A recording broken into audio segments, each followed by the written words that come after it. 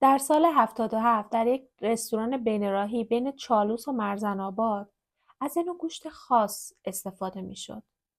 گوشتی که متعلق به انسان بود.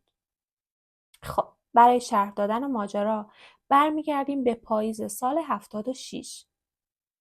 زمانی که یک کارگر 19 ساله مکانیکی در نزدیکی چالوس برای همیشه ناپدید شد و خانواده اون با مراجعه به اداره آگاهی و چاپ کردن عکس اون به روزنامه باز هم هیچ اثری از اون پیدا نکردن.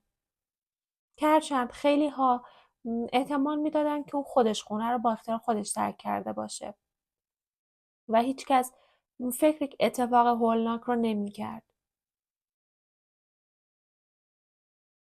24 روز بعد یه آقا که صاحب یه کلبه جنگلی بود کلبه خودشو به دختر 21 ساله و پسر 26 ساله برای یک شب اجاره میده.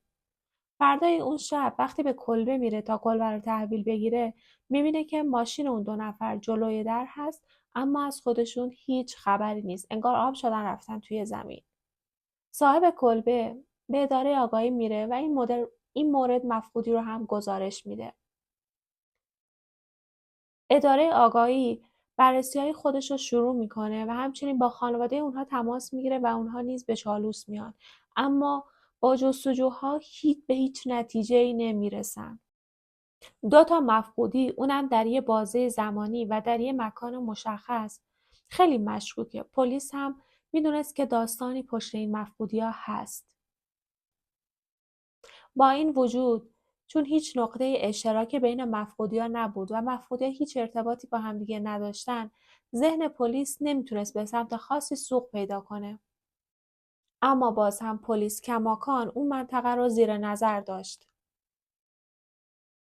یه مادر دختر که تهران زندگی میکردن تصمیم میگیرن یک قطعه زمین از شمال خریداری کنن. با یه فروشنده محلی قرارمدارشون رو میذارن و به سمت چالوس حرکت میکنن. اما در زمان مقرر شده قرارشون نمیرسن و فروشنده محلی نگران میشه و با اون شماره‌ای که از اونها داشت تماس میگیره اما متوجه میشه که اونها دیروز صبح به سمت چالوس حرکت کردن و هیچ کس هیچ خبری ازشون نداره. فروشنده محلی این مفقودی رو نیز به اداره آگاهی اطلاع میده. پلیس جستجوی خودش را آغاز میکنه و ماشین اون مادر دختر رو در نزدیکی اون کلبه‌ای که اون دختر و پسر اجاره کرده بودن پیدا میکنه. در فاصله 4 ماه 5 نفر گم شده بودن که هیچ سرنخی ازشون دیگه نبود. در نتیجه پلیس جنایی وارد ماجرا میشه. پلیس جنایی همه احتمالای ممکن مثل قاتل زنجیره‌ای یا دزدیده شدن توسط یه باند قاچاق اعضای بدن و هر چیزی که فکر کنید رو در نظر میگیره اما متاسفانه هیچ سرنخی پیدا نمیکنه. اونها اینقدر کارشون رو تمیز و ماهرانه انجام داده بودن که هیچ سرنخی از خودشون نگذاشته بودن. در اواخر روزهای فروردین 77 یک دستفروش که همراه با پسرش لب جاده چالوس میوه‌های جنگلی بساط میکرد ناپدید میشه. این دستفروش همیشه معمولا پسرش رو کنار بساط مینشوند و خودش به جنگل میرفت برای جمع‌آوری میوه. یک روز همون آخرای فروردین میره دیگه بر نمیگرده و پسرش نگران میشه و مفقودی اون رو هم گزارش میده. پلیس جنایی هر چقدر جلوتر میره سردرگم‌تر میشه تا اینکه تصمیم میگیره وجب به وجب و منطقه رو با سگ‌های آموزش دیده بگرده.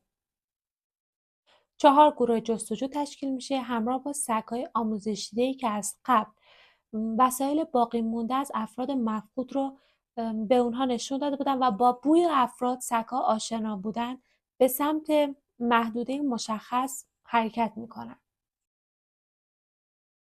که در نهایت سگ‌ها در این جستجو سر اون مادر و دختر البته که بدون تنه به همراه لباس‌های دستفروش رو که دفن شده بودن پیدا میکنن. در اینجا پلیس تعداد سگ‌ها را افزایش میده و به طور گسترده‌تر منطقه را میگرده. همه سگ‌های این 4 گروه پارسکنان به طرف یک رستوران حرکت میکنن. این رستوران خیلی عجیبی بود. رستورانی بود که هیچ گارسونی نداشت و توسط 3 نفر که صاحبان رستوران بودن در رده سنی 40 تا 50 سال اون رستوران رو اداره می‌کردن.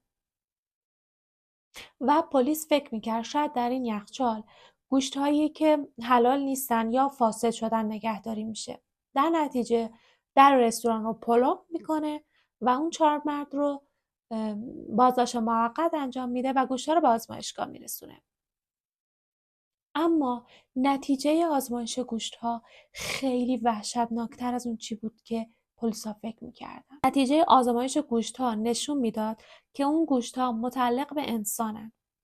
در نتیجه پلیس به طور گسترده‌تری اطراف رستوران رو میگرده و باقی مونده وسایل بقیه افراد مفقودی رو نیز پیدا میکنه و اون 3 نفر نیز به کشتن 6 نفر با پختن گوشت اونها نیز اعتراف میکنن.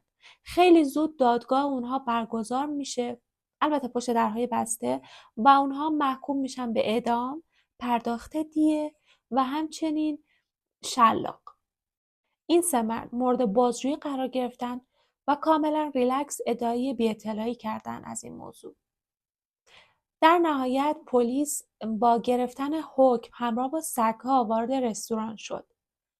سگ‌ها پارس‌کنان به سمت آشپزخونه رفتن و زمانی که به آشپزخونه رسیدن خودشون رو به یخچال رستوران رسوندن.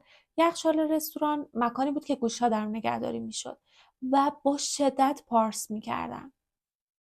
خب شاید براتون جالب باشه که چطور مردم با خوردن اون گوشت متوجه نشدن که مزه خاصی داره یا شبیه هر گوشتی نیست. جالب بدونین که گوشت انسان هنگامی که خامه فقط چند درجه از گوشت گاو روشن‌تره و وقتی پخته میشه به رنگ خاکستری و دقیقاً بو و مزه گوشت گاو رو میده. و اگر جلوی یک نفر یک کاسه از گوشت گاو و یک کاسه از گوشت انسان بگذاری هیچ وقت نمیتونه تشخیص بده که این گوشت ها از 2 نوع جانور متفاوت تهیه شدن. سال 93 راجع به این موضوع فیلمی ساخته شد به نام ماهی و گربه که جایزه‌های زیادی از جشنواره‌های زیادی برنده شد. توصیه میکنم که برین اون فیلم رو ببینید. فیلم خیلی زیبا و خاصی میتونه باشه.